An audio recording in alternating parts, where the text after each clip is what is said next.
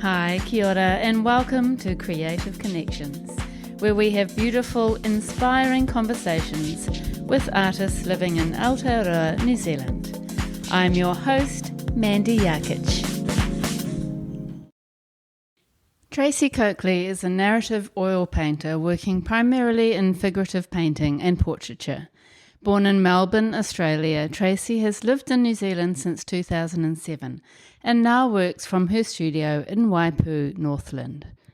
Predominantly self-taught, she has been painting since 2000 and working full-time as an artist since 2017, and she completed a Diploma of Visual Arts in 2006. Her subjects are often friends, family and self-portraits, and over time have included her children as they navigate from childhood into adolescence and adulthood. In this episode, at 1 hour 6 minutes in, we speak about a really important show created and curated by Tracey and Carla Lise Horstmans.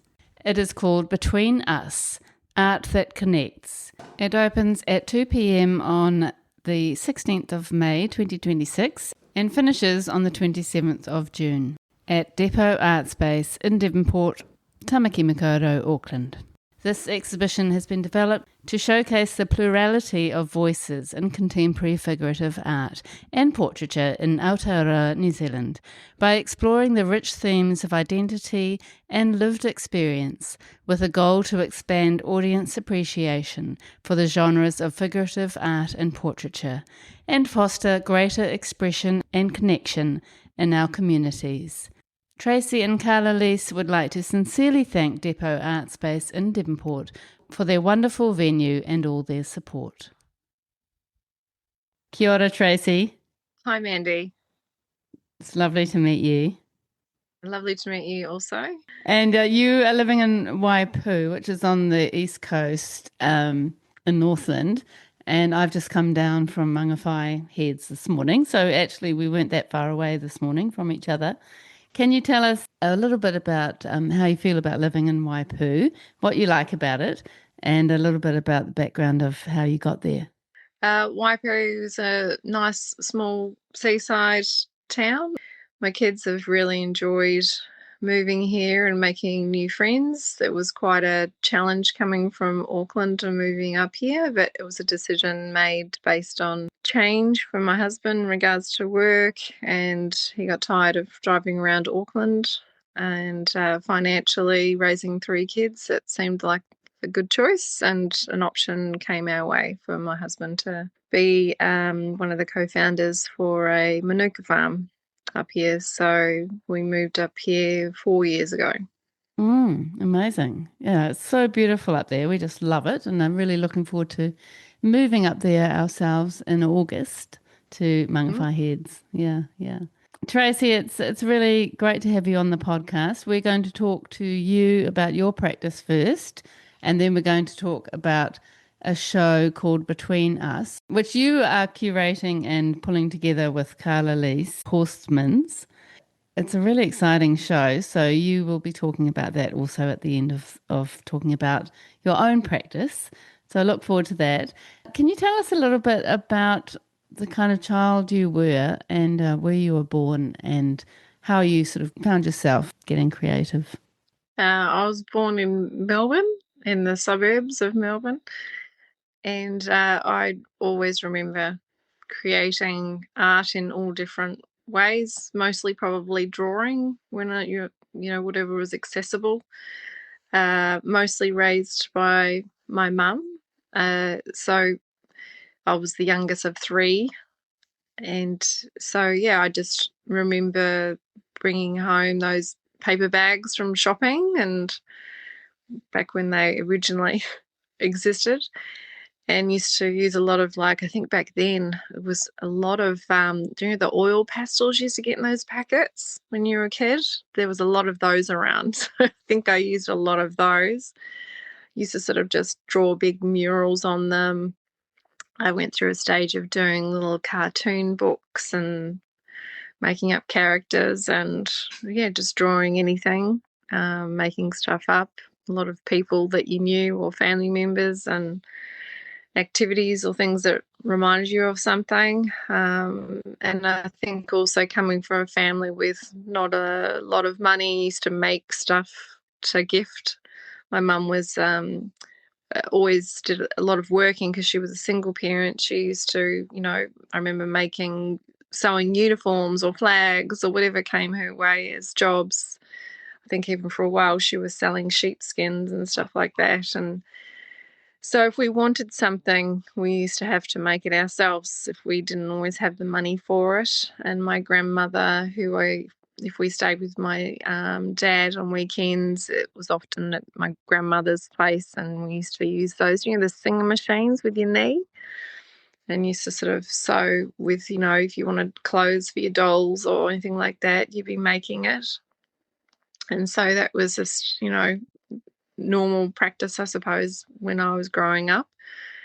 And my mum was always knitting if she wasn't sewing, just a heavy knitter. My nana and my mum, wherever you went, were always click, clack, knitting on the train, on the bus, or if you were watching TV, they were always knitting. I mean, back then my mum used to even do, back when they used to have those big pictures on the front of jumpers at Myers, my mum did that for a while, like knitting jumpers with the pictures on the front of them.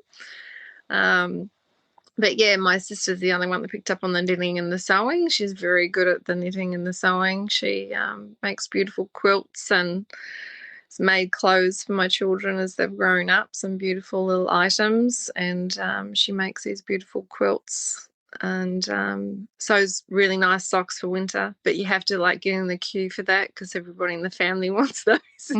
I can imagine. Nothing better than a handmade sock. So yeah, I just always there's always been creativity within the family in different ways, and so I always remember saying I want to grow up to be an artist. So when it got to the end of high school, it was just mostly my mum and myself by that point. My brother had gone off to work, and my sister was at university, and so for myself, it was you'd work part-time, and I was also helping pay my way at home. So when it got to year 12 in Australia, you do year 12, not year 13, I remember she was trying to influence me to direct me away from doing an arts course because, it was well, how's that going to make you money? And wasn't unfair, but it was just her way of thinking, back then. So she was sort of trying to direct me with, architecture or graphic design and going to open days. And it sort of was a little bit of a off-putting, but at the same time, I was also worried about moving because I lived in the Yarra Valley in Victoria, so we were still quite a distance out of the city. I did get into 2 of the big courses for arts, because in the end, I still applied for arts. I got into the one in Paran. But I decided to stay at home and go to work because at the time I was worried about leaving my mum because I thought if I moved out, would she be able to afford living by herself? And that did happen when I finally moved out at 19. She moved into a caravan behind her mother's house. So I kind of predicted right. So I kind of had that burden of worry of if I moved to the city, mum's by herself, and also financially, how can I do it? Go to work and go to university. And so I ended up working at I applied to work with a company I did work experience with, because in year 12 over in Australia back then you did 2 weeks of work experience. And I did 1 week with the Australian Ballet Company in the costume department, and another week with a costume company that did mascots. And because I actually wanted to do costume design. And so that was always on my mind that I wanted to do that. And so I ended up getting a job with the costume company that did the mascots for all the AFL companies and Cadbury's chocolates. So I worked with them for a few years. So that's what I did when I finished high school, making those big fur and lycra feet for mascots and characters. So you did end up kind of following your mum and your grandmother's footsteps in the beginning. And I feel like your paintings are connected to that kind of work in some ways. Like you seem to be really interested in fabrics and textiles, and that sort of comes through in your paintings. Would you say there is a connection there? Definitely. Yeah. I mean, I don't see a lot of theatre these days due to money and distance, but I grew up with my father being an opera singer. So as a child, we went on stage a few times and we used to do theatre in school. I suppose there is that connection in regards to, I still really love fabrics and dresses. Like I had that series years ago that I did that were a friend used to work in a beautiful dress shop in off Chapel Street, and we were allowed to use the space one Sunday when they were closed, and I'd taken photos with them dressing up, and that's how I did that series. And I just really love fabrics and patterns. I haven't really sort of gone from that. It's just that sometimes I've gone on like, doing faces instead, or but I do come back to the prints and the Mm. fabrics for sure. Yeah, it seems like a quite an important part of your paintings. And then in 2006, you finally found yourself studying visual art. Can you tell us how you got to that point? I was traveling over in London. Was traveling Europe, and then I ended up in London. But I went off in my 20s to do my overseas experience. I was there for about 3 years, and I just kept on feeling like that draw to come back, and you know, and study. Going back a few steps, I did apply years ago to NIWA to do the design for costumes, but because I did leave the company I was working for in my early 20s to travel for a little bit up north in Queensland, and I'd met somebody and just met somebody who encouraged me to apply. And when I came back to Melbourne to apply, I didn't get in. So it was quite devastating, as you can imagine, when you're in your young 20s. So that's when I decided to go off and do the big, huge trip overseas and just worked any kind of job you could get. Because I'd already left the costume company thinking I would, go off to do what I wanted to do with the costume design. So the draw card was always there. Like it kept on being like a bit of an itch to scratch, like you're, traveling and seeing things. But when you've been in London back then in the late 90s, a lot of people were coming and going all the time. You kind of felt like it was, not home as such. You could make it that way, but it just kept on feeling like you were not settled because people were just often leaving. So I always told myself I would. So I went back home and applied for this folio course at the CAE, the Council of Adult Education in Melbourne.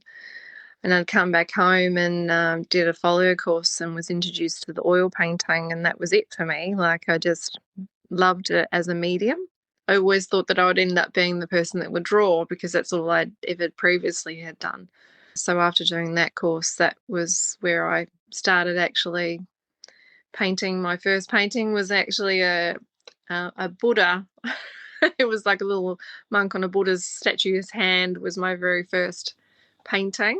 And then you went on to make some abstract works and that kind of thing. Can you tell us how you actually found yourself becoming more of a figurative painter?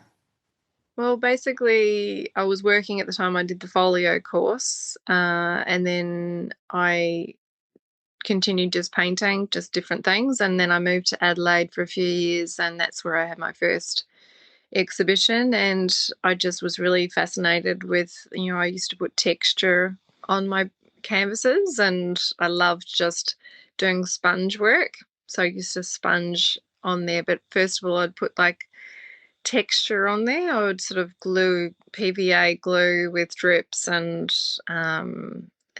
tissue paper, so it would give you that wrinkle kind of effect, and then I would paint over the top of that using sponges or paintbrushes, and I at the same time was fascinated by an artist that I'd seen with the blue faces with the red lips, but I sort of kind of bent that into a more of a surreal aspect. So, and also I was sort of interested in the Japanese manga cartoons characters. So there was sort of a mixture of that. So I was doing the two types of work at the time when I had my first couple of exhibitions where I was doing abstract as well as the surreal figurative faces.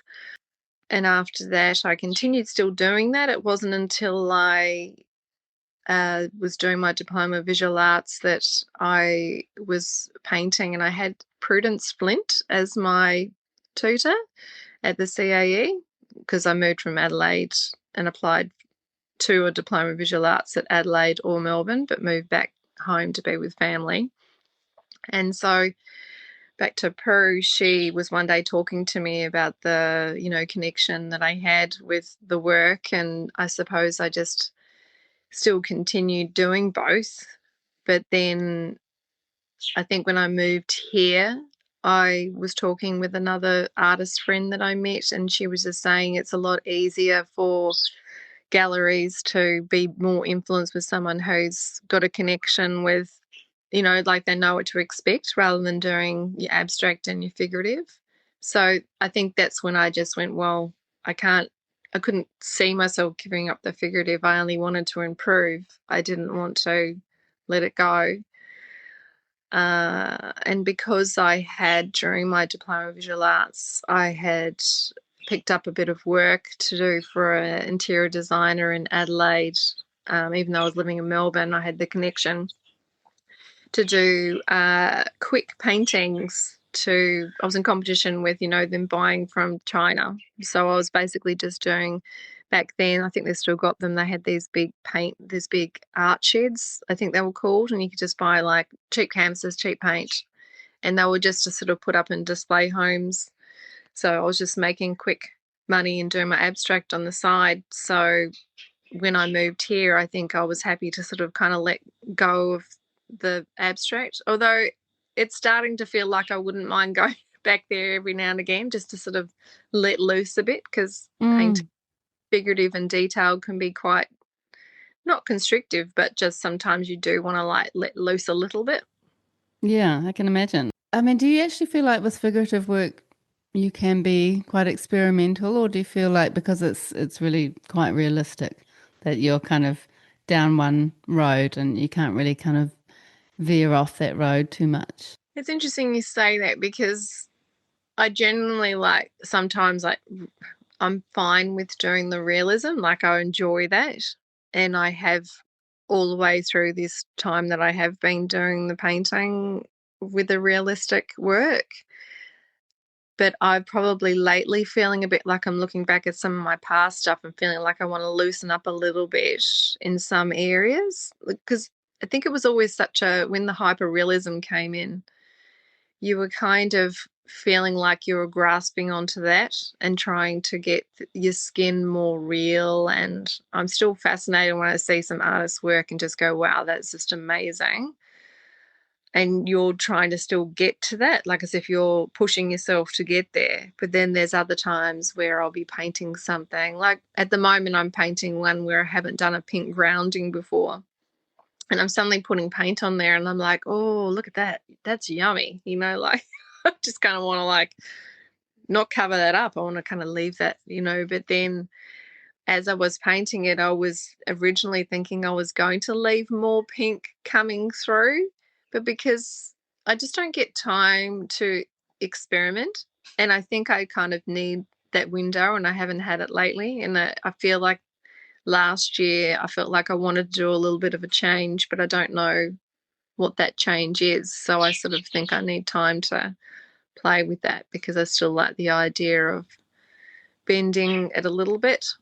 But I guess having that abstract work that may be coming through sort of just on the side, even if you don't actually show it publicly, I can imagine that that would be a great opportunity to just play with paint and ideas and texture, and then that could in turn end up in your figurative paintings, perhaps. Definitely. Yeah. And that is No, a good thing about having two different parts of a practice in some ways. Yeah, true. I mean, it's been quite a while since I've done an abstract piece, but it is something that I occasionally think of for, like I had a play with these little self-portraits a handful of years ago, and I was doing the background of them, and I was quite enjoying that they were almost sort of merging the two styles together, which I hadn't done before. Mm. But yeah, sometimes I put pressure on myself. Well, when I say pressure, it's good pressure. I sort of have dates for art awards to help motivate me and to keep me going. Because I'm not with a gallery, this sort of gives me, something to aim for. And so, but then there's sometimes where I end up finding that I get too busy and then I don't get the time to play. And Yeah. the kids are getting older now, where originally it was just like, I was using any time that I could get. And that was usually at nights when they were younger. And now they're all at school. It's a case of now waiting on a studio because I've only got like a very small space. So playing and experimenting, I'd need a table, and I don't have that kind of space to play. It's a bit like, in my diploma, I did printmaking as my minor. And, I keep on saying to myself, one day I'll get back there, and I just haven't for different reasons. It used to be because, the kids were younger and I was finding time. The only time I got was to paint. And back then I had a studio, and now that the kids are older and we're in a tiny home, it's space prohibited quite often. But that's where you could perhaps find other artists who have a studio maybe, or having some sort of community or a little collaborative art collective, or where you can actually, maybe there is a printmaker out there who's got a press and you could go there to work. So let's just go back. So after you'd done your initial course, did you decide then that you were going to focus on being an artist and you wanted to be a figurative painter? Pretty much, yes. Yeah. Can you describe your art practice to us for people who haven't seen it before? So, in regards to my figurative work, I would say that apart from the fact that it's realistic, I tend to try to make the brush marks not always visible. So they're I blend quite a lot. Like the skin, I blend the skin tones together. Like even though I pre-mix my colours, I actually blend the colours when I put them on. And then it might be it might be up to 3 or 4 layers to get to the point where I'm happy in the skin. I generally try to talk about like somebody or myself or a family member. It might be a person that I'm close to or have a connection with. So it started off with, finding models. Models are always a little bit of a challenge. And so it started off with, I used to, in Melbourne, have friends that would pose for me. So I'd come up with an idea and they would dress up for me and I'd take photos. And then when I moved here, some people are quite funny about being painted. If it's not, say, a portrait for them, it's just me using them as a model. Some people are really fine with it, and some people like the idea that if someone brought that and that's in their home kind of freaks them out a bit. So then I started doing self-portraits. So I suppose it's been an interesting aspect of painting yourself because you have seen yourself age over those years of painting yourself. Originally, it was sort of like, oh, people must be bored seeing another painting of myself, but I suddenly realised I've seen some artists that do it to see how they age. In regards to my painting to describe to somebody, I suppose I want them to have a strong feeling, an emotion to bring something up for them. So when they're looking at it, they feel something, whether or not that's happiness or empathy or sadness, So I have done work that is to seeing my daughter perhaps grow up. I never thought I would paint my children, but it started off with when she was 12, she said she didn't want to grow up. And so that's what started my series of my Fallen Girls work. metamorphosis work, and it was because she didn't want to grow up, and it suddenly something triggered in my mind with that, where I just went, oh. So I started taking photos of her on the trampoline to get her in different positions of falling. And so I started doing that work. And then one of those was called Neverland. I drew Neverland because I was thinking of, the Peter Pan effect, of not wanting to grow up. So in amongst doing the Fallen Girls series, I also did a fur hood series. I often work in series, so a block. So while I was painting my daughter about her growing up, I also took photos of them with the fur hoods, because to me, there's that whole thing of costumes, with the wearing a mask. Children suddenly, when they're getting older, start to be concerned, worried about what they look like or how they appear to their peers. So I was seeing that happen, and with your children, you see that, even though you grew up yourself and you're aware of it.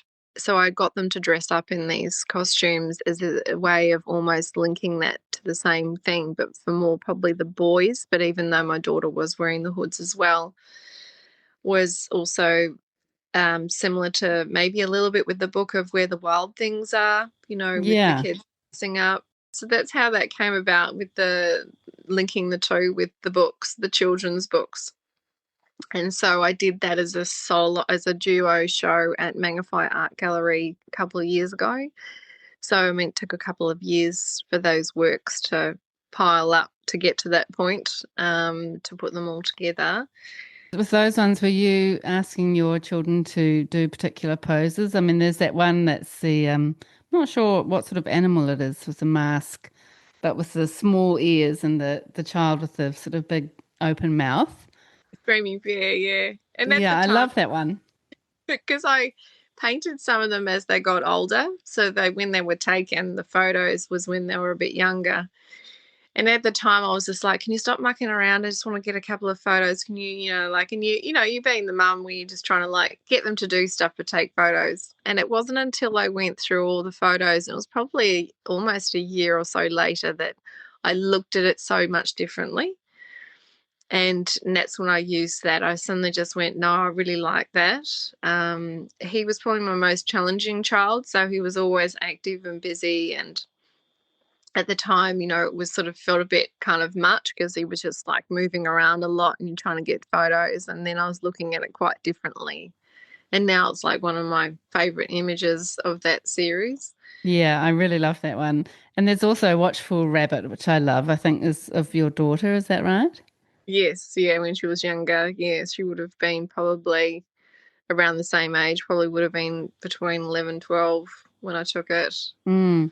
And you Yeah. you mentioned emotions, and that one and the other one actually, but they really do sort of transport you to that particular child, and that it feels like you're really feeling the emotion that they're feeling at the time, but also something about their personality. So the Watchful Rabbit, is that showing a type of personality of your daughter that is, considered and cautious? Are you trying to represent something about their personalities?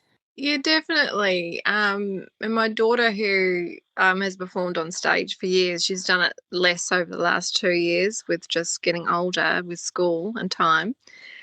But yeah, she's always been very busy, so it was actually quite a still, thoughtful moment from her. But she's also, underneath it, a little bit of an actress as well.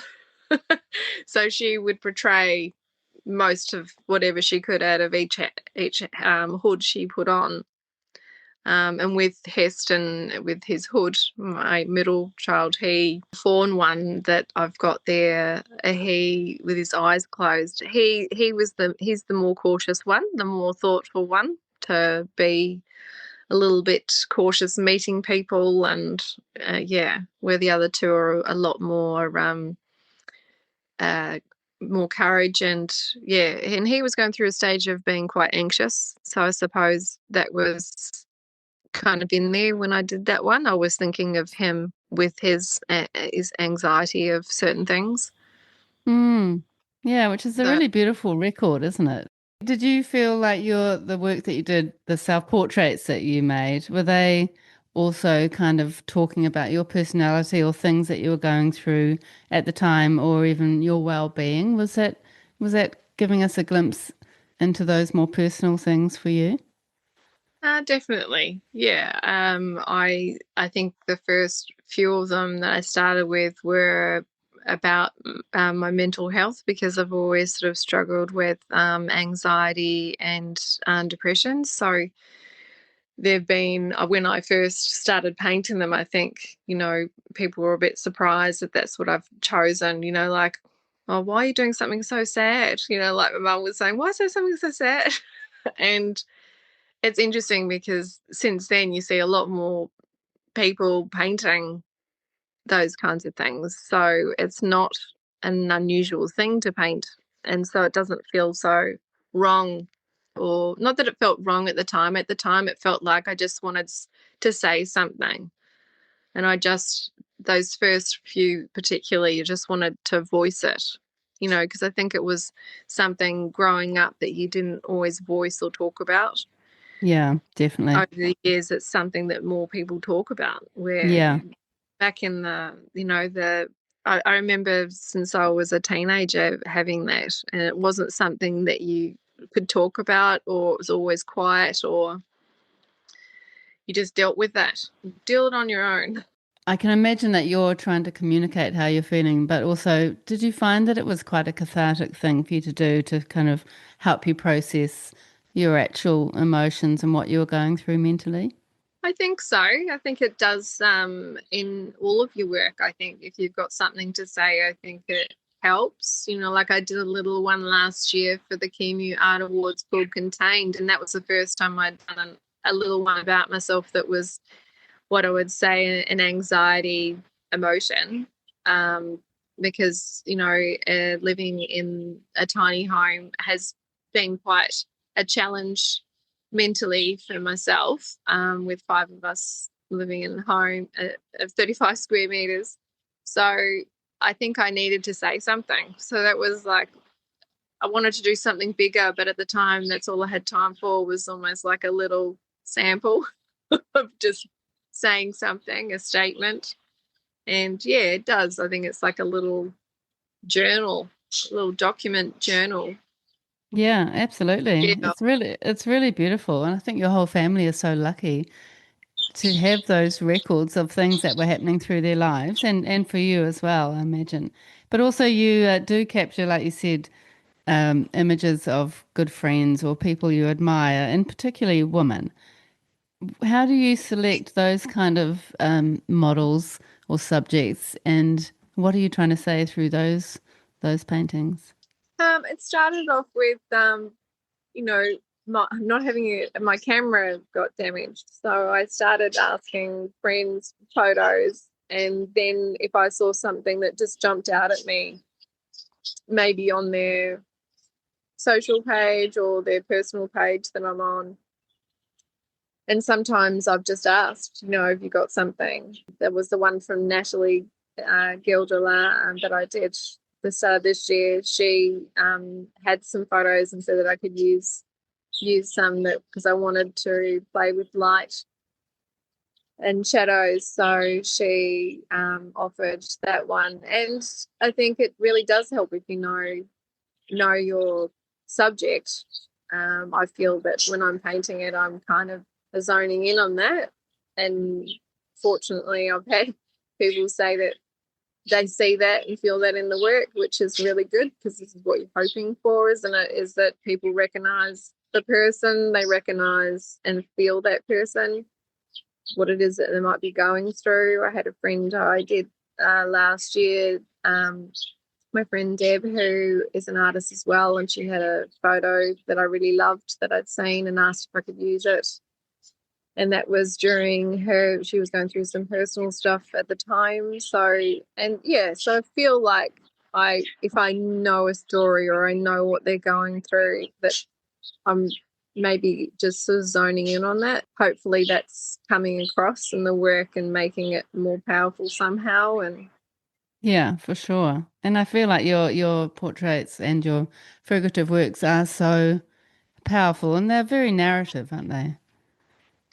yeah, that's the hope. I mean, I sometimes feel like there is, even if it's not straight away visible, that there's a story in there.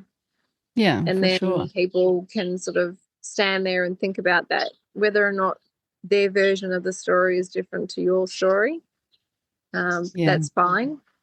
Um, yeah, but yeah, no, I feel that that's where I sort of started leading.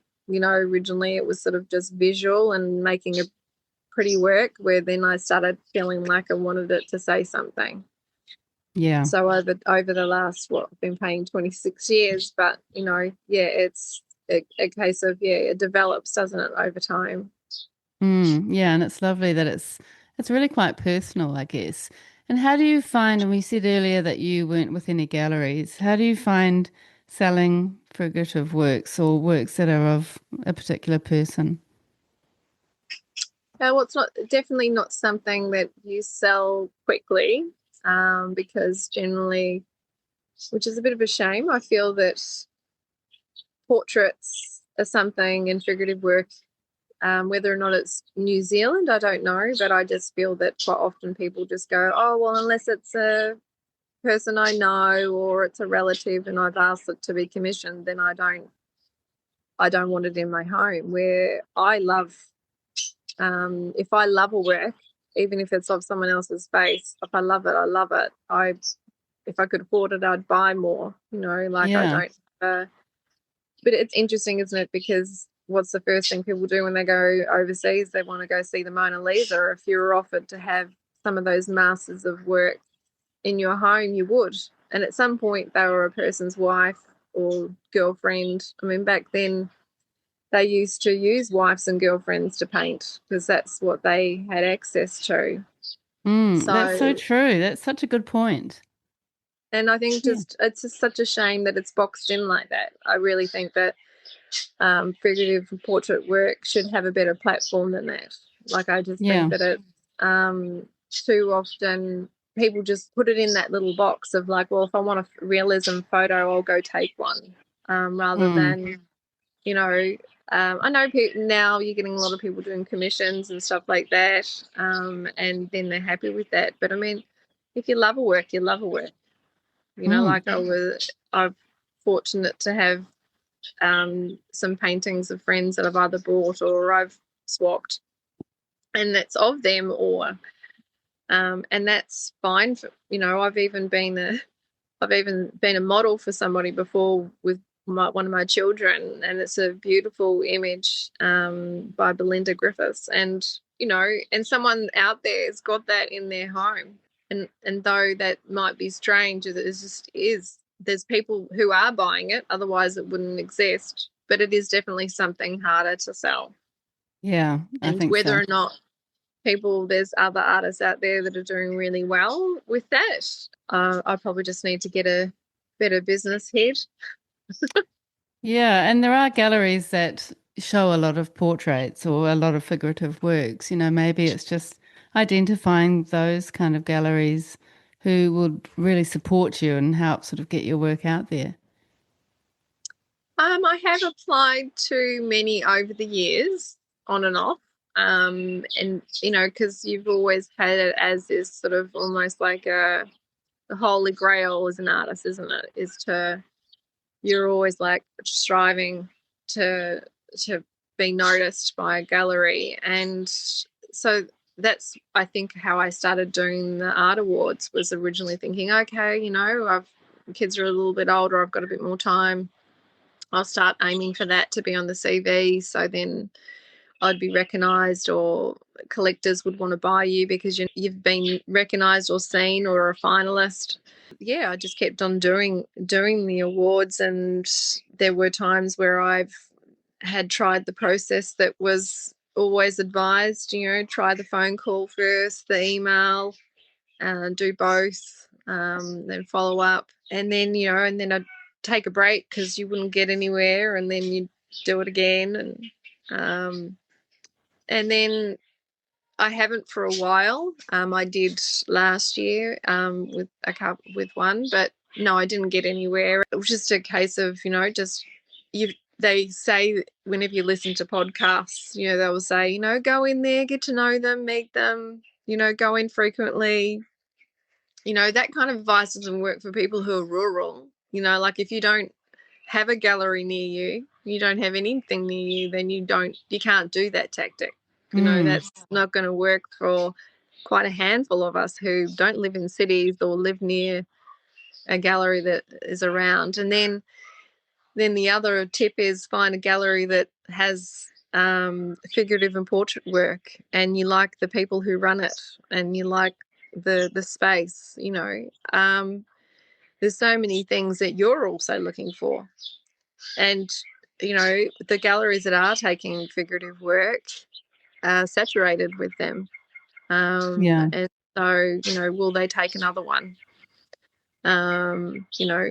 I went to the artist room when I was traveling in Dunedin, and it probably wasn't good time, but I was on holiday and I went in there and probably didn't get her on a good day. But, at the same time, it's just choosing a gallery that, if you don't get to go in and you're just seeing it all online. But I'm starting to feel that, the more people I'm talking with artists, I'm realizing that maybe that holy grail isn't something that we all have to have. Like it is just a case of, you're more flexible if you're not with a gallery. Some artists get burnt out with galleries as well. And finding that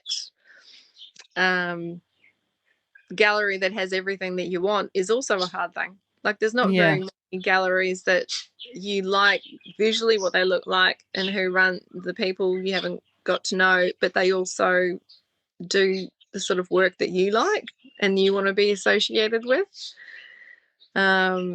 It's a tricky one, isn't it? There's many levels. It's quite a tricky balancing act, and it must be discouraging to keep trying and to sort of not break through into galleries. But as you say, there are other ways of showing your work, and you are very proactive in the awards arena. I love the way that you talk about the awards that you've entered and when you sometimes haven't been accepted as a finalist, like recently with the Adams Portraiture Award. You spoke about that, and actually a lot of artists I noticed spoke about them not getting into the finalists this year. And I think it's really great that people are being honest and telling the sort of the other stories of being an artist that aren't always as, rewarding and are quite challenging. So, how do you find it when you are rejected from these awards, or how does it make you feel when you are selected? Well, basically, I mean, nobody likes a decline letter, but I've done it and I've been doing it for a while, so I suppose it just gets you toughen up. And I do think that it's good process for a lot of artists to do, like because I think that artists have to recognize that judges vary, every year changes, whether or not they're biannual or annually. Awards always shouldn't be taken in the end as a negative, I don't think, because otherwise it discourages artists from doing it, where I think that we should encourage more art awards and more artists applying. I mean, it just goes to show that how many portrait and figurative artists there are applying when you've got 470, roughly speaking, I think, was for the Adams Award this year, because they've only got it biannually, that only 10% get in. It's not very many. And I think that New Zealand should be having another portrait award. I don't think there should be just like one when it is seeing how many there are out there. And there's some amazing figurative and portrait artists throughout New Zealand. And when you think that, I mean, I know we're smaller, but, Australia's got so many. I'm from Australia, but I can't actually apply to most of them because I'm not a resident anymore. So but basically it's a shame that we don't have more and support that. And even if they had a saloon diffusers, so is that how you say it, for the atoms, they should do that. That would be awesome, right? Because I saw on Facebook just the other day people posting their rejects for atoms, and it's just interesting to see how many artists there are out there, and there could be a whole other exhibition going on. you know. Yeah, exactly.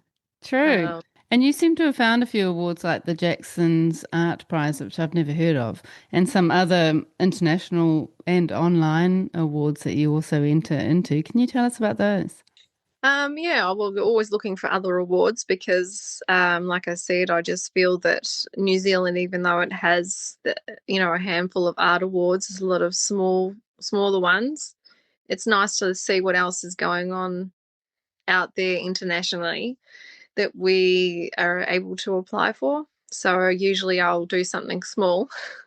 I haven't got into the Jacksons yet, but I've only done it twice now, so last year and this year. And I did apply for the Lethbridge Galleries Small Scale Award last year. Is that That's from how, Australia? yeah, that's in Brisbane. And is the Um, Jackson's Art Prize from Australia as well? no, that's in the UK. Okay. Yeah. So not that I've got into the to go through the process of posting anything there yet, but yeah, that's if I do apply, it's usually something small. Although I just applied for the VICFA one, but that's all online. But I have in the past applied for it, but I haven't for a little while. So I had a painting there that I could put in because some of them allow 2 or 3 years for a work, and they vary with whether or not it's online or if it's to be sent in if it does get through. I mean, Jackson's goes through a huge process of extra long listed, short listed. It goes through quite a process. Mm. Um, and so I also last year for the first time applied for a small work exhibition at Brunswick Street Gallery in Melbourne. I didn't. I did that last year, was it? Yeah. And then I haven't done another one since over there. But yeah, I'm always looking. And I'm also one of the founders for the Facebook page for the Art Awards in New Zealand. Myself and G met when I used to run a life drawing course in Howick. I used to run a untutored life drawing class with another friend, and then I met a woman there, and when we started talking about art awards, we just said there wasn't anything available for people to access the list of them. So she set up a Facebook page, which I just sort of flick stuff on and off. And we did try to, before COVID, start to try and get a calendar thing together for it, just to support other artists, to encourage artists to do it and to help them find the information. Because, you'd go on Google and see, I don't know if it's changed now, but you used to try and find the list. And some of them were no longer even working anymore, like the little links to find the awards. And because with COVID coming along, it changed those ongoing dates for those awards. So we tried to find a process, and in the end, we've just ended up leaving it to open for people to put awards on there if they knew about them. And And then what's that Facebook called? The page? The it's group? called New Zealand Art Awards and Competitions. I think it's something like that. It's called. Mm, that's Yeah. great. So she sort of manages it mostly, and I just sort of put stuff on there when I can. And then we Mm. wanted it to be almost self-managing, where people just put stuff on there when they know about it. But it's great that you've created that. It's a really good resource for artists. Yeah, well, I think originally it started with, wanting to support other artists to encourage them to, with awards, because coming from Melbourne, I was surprised that there wasn't any link to finding the information. It was just, it seemed like it was old information. Like some of them were still relevant, but not all of them. And Yeah. yeah. And do you think And if you still lived in Australia, you would be with galleries, or do you feel like there's more opportunity for you there to kind of sell your work? Interesting you say that, because sometimes it crosses my mind. Like if I had stayed there, would my path have been different? Would my work been accepted quicker in galleries? And it's hard to really know, isn't it? It's something that I think I'll always wonder, if it's possible, if I ever moved back to Australia, or if I lived here and could I get into a gallery over there, would I have more options than here? Mm. Yeah, I just feel like it's been a very difficult task to get your foot in the door here. And then you think, you see so many other people who are doing it and you go, what have I done wrong? Like, did I make the wrong step somewhere? Like, because it's not like, you hear them always say, oh, we wait for artists to find their way and then when they stick with work. But I've been sticking with a similar kind of work for a long time. So it's not like it's really changed. I've had artists, galleries make suggestions of work. Like when I first moved here, Warwick Henderson Gallery was saying to me, could you make your work more, because I was in a group show with Warwick Henderson Gallery when I got here. So I thought, oh, here's an opportunity. And I remember in my first interview, he just said, could you make your work more Kiwi? I was just Really? like, what do you mean by that? Oh Like, dear. how do I make it more Kiwi when it's just people? Like That's I'm not right. putting it Yeah. at the bottom of the page.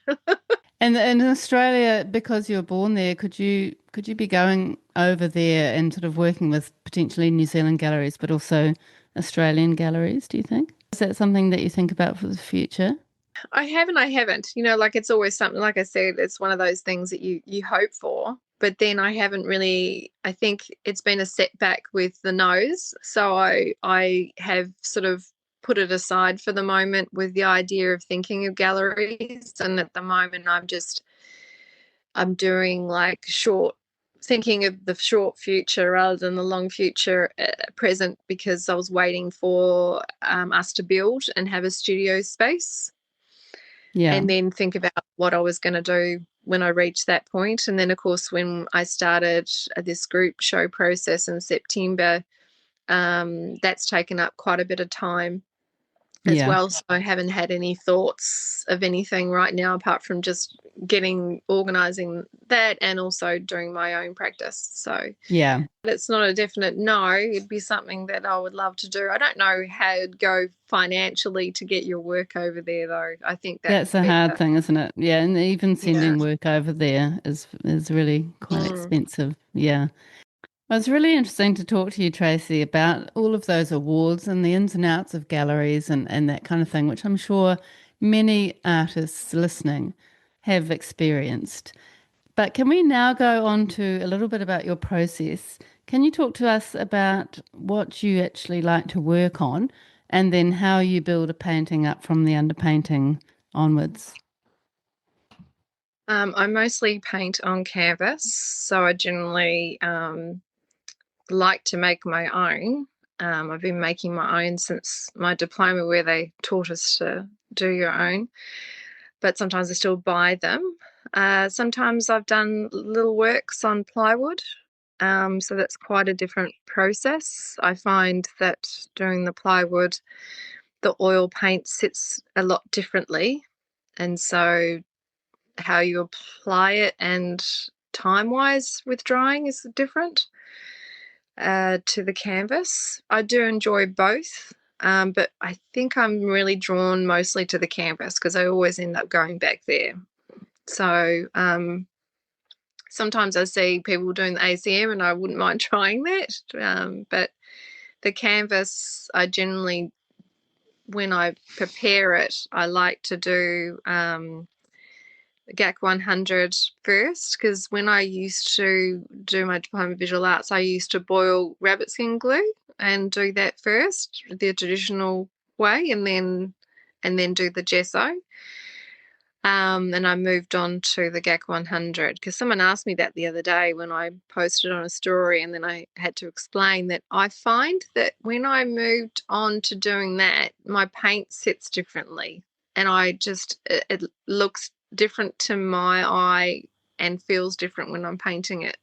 And so I've Mm. continued doing it that way. So I'll do 2 layers of GAC 100 with sanding between both, and then I'll do the gesso, and then I'll sand between those 2 coats. Maybe it might be 2 or 3 coats, and then depending on a grounding, then I'll do that.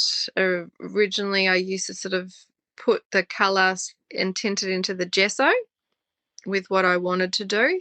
But recently, I've done the last couple of paintings. So the one I did of Laura for the Adams Award, that portrait, was a green grounding.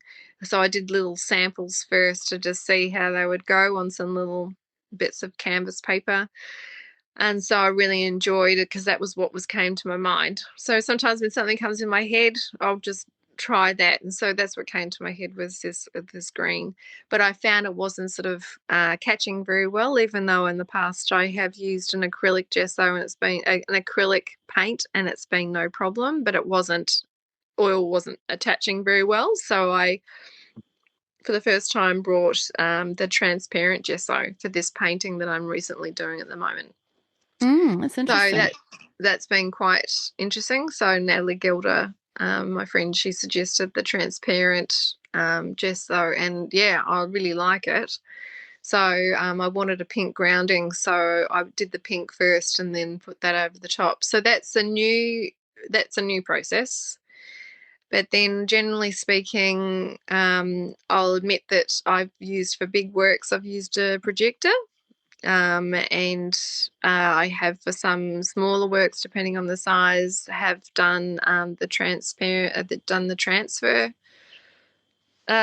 tactic, just to get the image on there. And then usually, it's quite playing with what I put on there, and then just to get it on, and then I can start painting. And sometimes some things might have to be reworked while I'm painting it. And I have drawn the last couple on myself with a grid. And so I'm trying to get back into the drawing, because somehow along the line it was a case of, when the kids were little and time, I just started projecting stuff on, tracing, because it was quick, it was easy. I didn't always have the time to draw it on. I just wanted to get straight into the painting, because that's what I love, is the painting. Yeah. My drawing has, fallen behind on the wayside a little bit. So it was interesting to, even though I know some people even say gridding is cheating, it's very interesting, isn't it? Because when you actually show people or tell people what you do, it's almost like some people think that you've been lying, that you never told them that you used a projector or that you didn't grid on, because there's some traditionalists out there that think that that's not right either. But here I am being honest now. So, Yeah, and you're not the only one, Tracey. I mean, so many artists I've spoken to do the same thing. And it's, as we've discussed before, it's just a tool. It's a tool. It's a method. It's the way that you want to work. Doesn't mean to say you can't draw. Yeah, it's nice that you say that, because quite often you'd almost feel like you were, lying or that you weren't doing it correctly because you weren't doing it that way. Because even though you could do it, you just stopped doing it, and then you started finding a different process. And it's almost like you've got the focus on the paint as much as the drawing, and that's the thing, like you said, that you want to get into, which makes sense. Yeah, just want to get straight into and paint it, because that's the bit that I want to do. I work in colour quite often, like to get a shape. And I find even when I used to do life drawing, even when I was doing life drawing, I would still find that I'd move on from the charcoal to the dry pastels, because I'd want to get my form in colour. Yeah. So. And when you do the grid, I've always wondered about this. How do you remove the lines, and what do you use? Well, because I'd only just started getting back into that, I found that one of them I didn't like using the grey lead on there. So I ended up this time around using a dry pastel pencil, and then I rubbed out the lines when I wanted to. But for this one, because it was pink, I actually used a white pencil, Conte pencil, and then I just used a fixative spray to keep that on there so that it wouldn't rub it off as I went. So it wasn't Right. so obvious of when I used the pencil last time. So I'm not sure what other people do when they have their grids, but yeah, that was one thing that I didn't like, if you still saw some of those lines. So I Yeah. just put them out. And so I found a way this time around to go, okay, because I often in the past, even when I projected my work, if it was on white, I would use a red Conte pencil or dry pastel pencil. And so then, I didn't like using charcoal or graphite because I didn't want it to get into my paint. But if I used a fixative spray on the dry pastel, the red just seemed a lot nicer with the skin color or any other colors. It wasn't so dark to mix in with your paint if it accidentally got in. Yeah, But it's a good generally, idea. but generally the fixative the fixative spray would be enough just to kind of keep it Hold not it. mixing in your, yeah. Yeah. And the And way then, that you paint flesh, I mean, you said that you like to blend and layer so that it's a really sort of, you know, perfect application of paint that feels quite realistic. But then also sometimes like the green one that you were mentioning before, it feels like some of the technique that you use for flesh is quite original and amazing, and it's quite you can see a lot of colors inside the flesh. How do you actually approach painting skin and what paints do you like to use? What colors?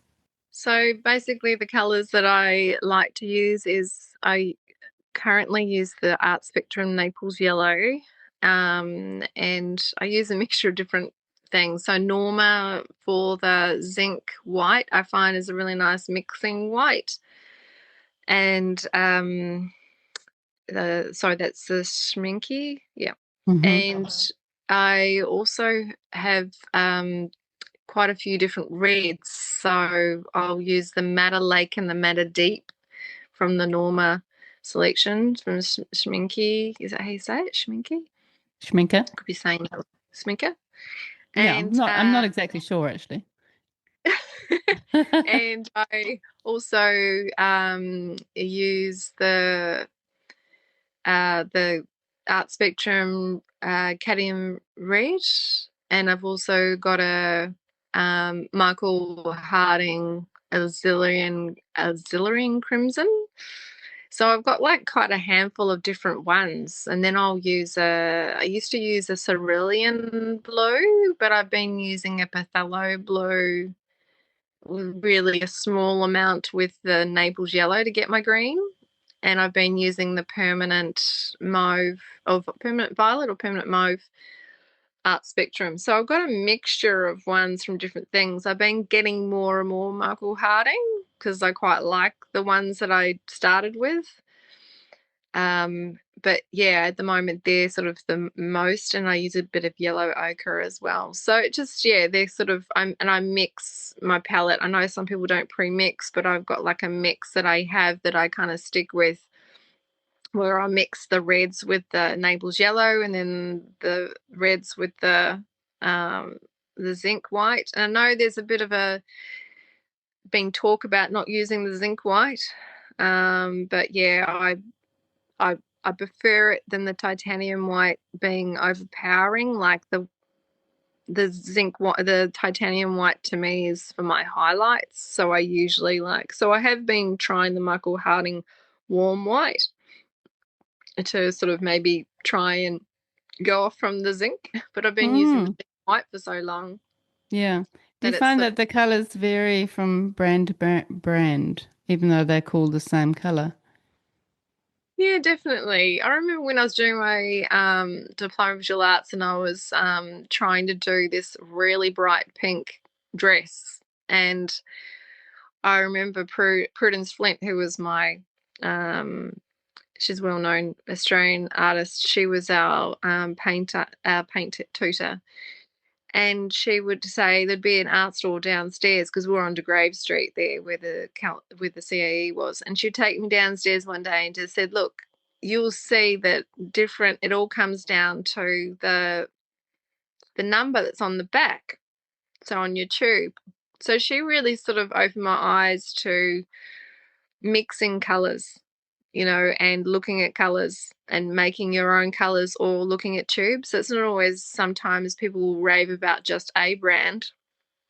I'll just find, like, if there's a certain colour that I like, you might not get it in that brand, but you'll like it in something else. So if you're looking for something, it's usually like the number that's on the back is what you're kind of looking at sometimes. And then brands, of course, if they're, really rich and they don't need a lot, then tube can last you a long time if you're buying a really good brand.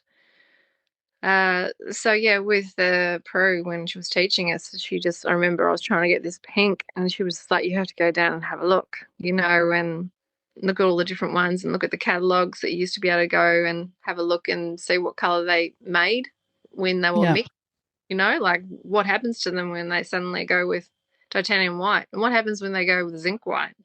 Like, they can vary, what happens when you add this color to it.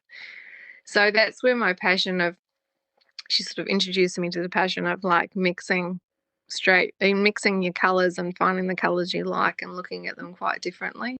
But I mean, I mainly work, so some people use the linseed oil, where I kind of use an archival lean medium most of the time, where I know some people put straight linseed oil in theirs as well. So I think it's just finding your own way, like with the paint. Like, I know there's a lot of self-taught artists out there who are doing amazing work, and they've had no instruction. They've just found it all by themselves. So I think it's a case of playing with it and not being afraid, and knowing that if it doesn't work, you can paint over it. Yeah, exactly. Like, it's so different to watercolor. Watercolor, you got to keep your whites, where with this you can do your layers and then you can put your highlights in later. It's quite accepting, I find, as a medium, where I know people get frustrated because it takes a long time to dry, where I find acrylic frustrating because it's good for abstract, but I commend those who use it for painting with figurative, because it doesn't blend the same for me. And that's just a practice that I've got, is I do a lot of the blending on there, where I've tried using acrylic and it kind of frustrates me with blending and things like that, because colors dry differently on your palette, on your canvas, to when you've got on the palette. So I think it's a case of trial and error and being brave to just try those things out, and remember that it is, you can paint over the top of it. Like, I just did that yesterday with a painting, and I couldn't get out of my head that a painting wasn't working, and I completely just painted over one little section because it just, something about it wasn't working. I haven't done that for a long time, but there was something about it not working, and I'm much happier with that area now that I've done that. Now, you have been working very hard since about September 2025 with Carla Lease Horsemans to create a really beautiful group show of 28 figurative and portrait artists from New Zealand in Devonport, which is coming up soon on 16th of May up till the 27th of June. So can you tell us a little bit about the show called Between Us and how it came about and why you want to do it?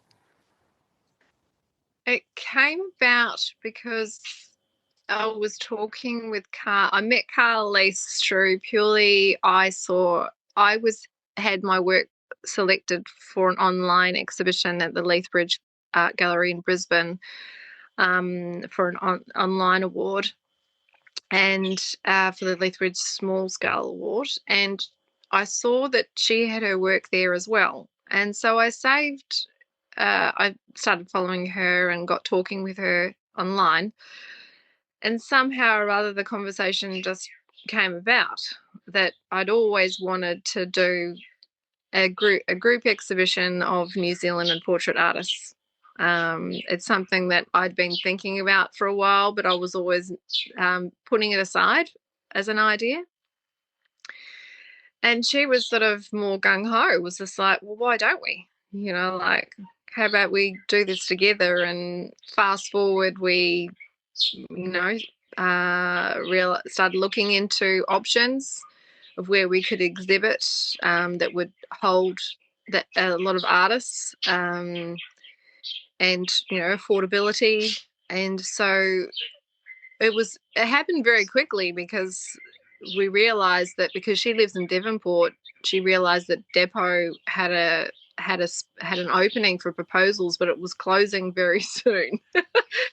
So very crazily, we went ahead.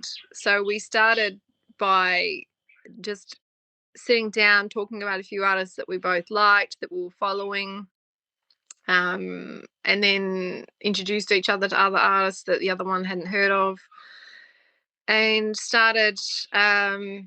So she started doing the process of trying to do she's very good with words, so she started doing the proposal side of things, and I started what I suppose the recruitment process. So I started emailing and introducing myself to artists, and we managed to get another 26 artists together. Originally we only had, trying to remember the number that we might have ended up with just for the proposal. It might have been only like maybe 18 to 20 artists for the proposal.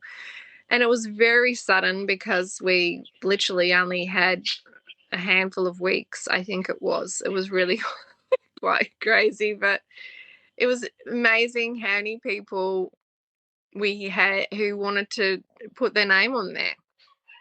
I mean, we did have a lot of people we didn't hear from. There were people who, whether or not it got misplaced in their spam, some that replied to say that they would have loved to, but the calendar was too busy for them to be able to be a part of it.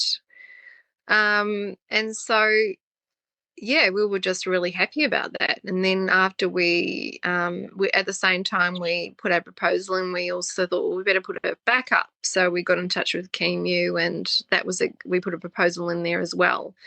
So even though it felt really bad to say no to KMU because they're so lovely there, they're really nice people to deal with, and but we had to sort of think about the collective and what was suitable for everybody else, because we had artists from Whangarei down to the Tasman, and would they rather be somewhere that was near the city, that was sort of in a bigger space?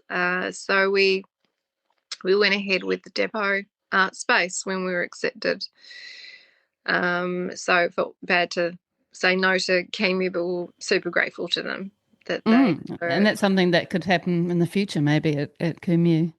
That's right, yeah, because I mean, if this is something that it turns into something biannually or something like that, then yeah, because I think there's a lot of work to do at Depot to be organising it, and so it's been a huge learning curve for both of us through the process, learning to get to know each other.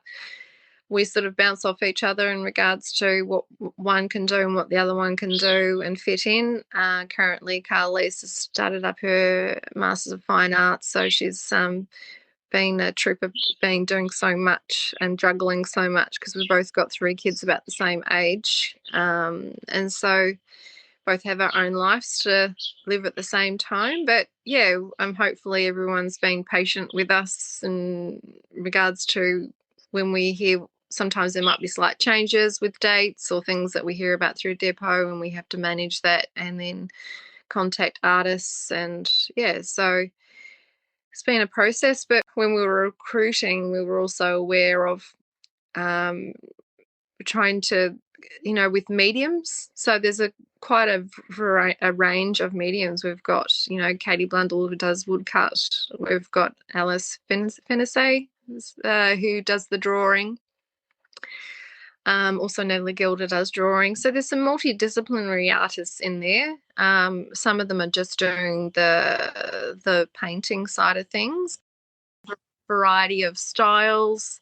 There's also the fact that some are known artists and some that are not so well known, and some that would ring up and having imposter syndrome, going, am I okay to be a part of this?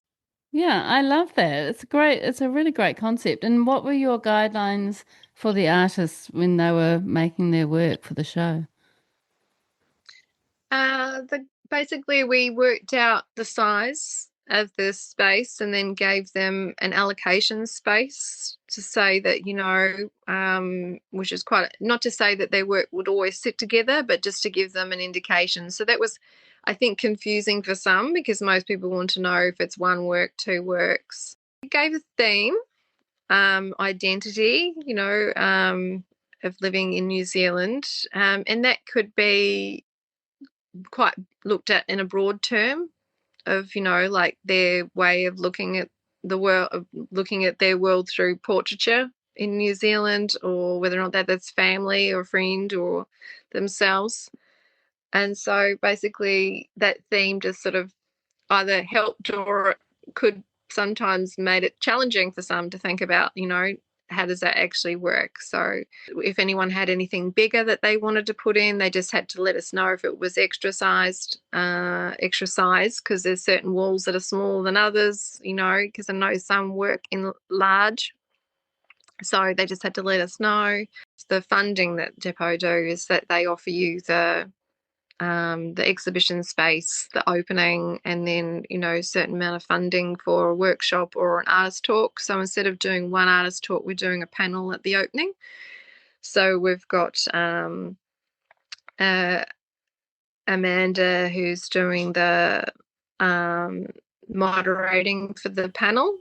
Amanda Billing? Amanda Billing. Billing. And so Jenny Stringelman on the panel, and Clark Groworth and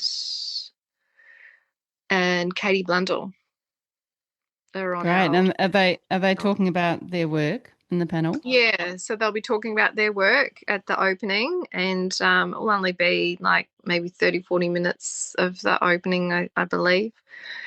And so that's from 3:00 because the opening's at 2. And yeah, so that'll be really interesting. It just makes it a more of an interesting opening than just mingling and looking at the work. It will give an insight to those artists who were happy to go up there and talk. And that's always something that's hard for people. I'm not always very good at public speaking, so it's interesting when you put it out there as an offer to artists. Not many put their hand up because it's not something that they're always very comfortable with, and I understand that because I'm not always very comfortable with. Yeah, that's fair enough. It's very common, I think, for artists.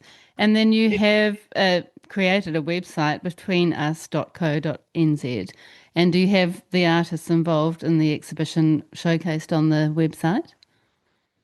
Yeah, so Carl Least did an amazing job. She's made a website that you can go into the artist profiles, and then individually you'll see all the artists, and it will tell you about their work or about themselves. So they've got their artist statement and their bio on there, and it might just have one image that will show a previous work. So we're not going to be putting the actual exhibition work on there until after it opens. And then, of course, Depot Artspace will also be having their website open for all of the information as well. It was something that you didn't have to do, and it was just something that Carly's offered because she's built websites before. It's sort of added another element and work to the show, but she's done a really good job, and we're trying to promote that on our Instagram page as well. Your Instagram is Figurative Art NZ. Yes. And that is such a good Instagram page, and it just amazes me. I know how busy you must be to be able to create an Instagram account for the show, and then also a website, and then all the other things around creating a show. So you guys are going to be curating it, but you're also submitting work of your own. So it is a huge undertaking. But I really like the Instagram account because you're showcasing each of the artists and talking about them, showing some of their work.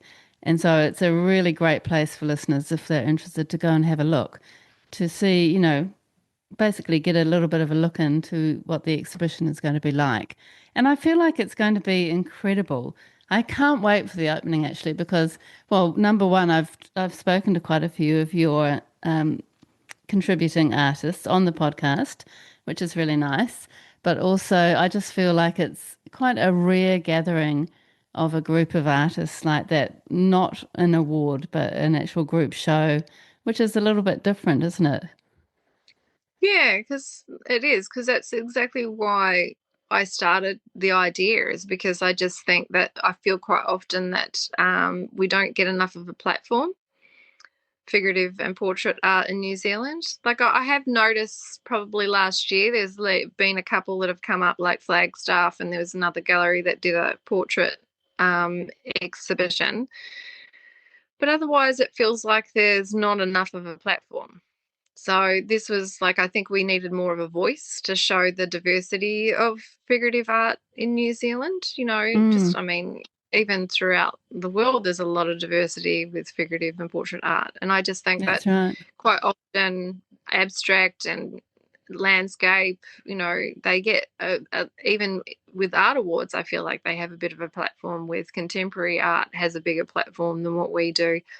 I mean, realism in even for figurative art doesn't have much of a platform. But yeah, this is just overall, I just also wanted to give an opportunity to some artists like myself who don't have a loud voice out there either. That's And right. even though we have got some in there who are recognised and known through, they've won awards, they've either been a finalist or they've won Adam's Portrait Award, or the Molly Morpeth, or the New Zealand Painting and Printmaking Award. Some of them have been a part of that. Not all of them, but some of them have. And some of them are represented by galleries. But then there's some that are just like, myself, just tottering along and doing our art because we love it, but we're not heard. And so I'm hoping that this is also just a little bit of a leverage for that, just to be seen. Because back to probably what we talked about earlier, I know quite often that people refer to your show, was it successful? Did you sell? It's always the first thing that people ask you. Did you sell? Because if you sell, that makes it successful. But is it? Like, yes, you sold, but I mean, as an artist, I love exhibiting. Like, I really do. Like, that's just part of my process, I think, and why I continue to go to art awards, is the hope to exhibit because, Yeah. I'm not with a gallery. So I want to paint to exhibit my work.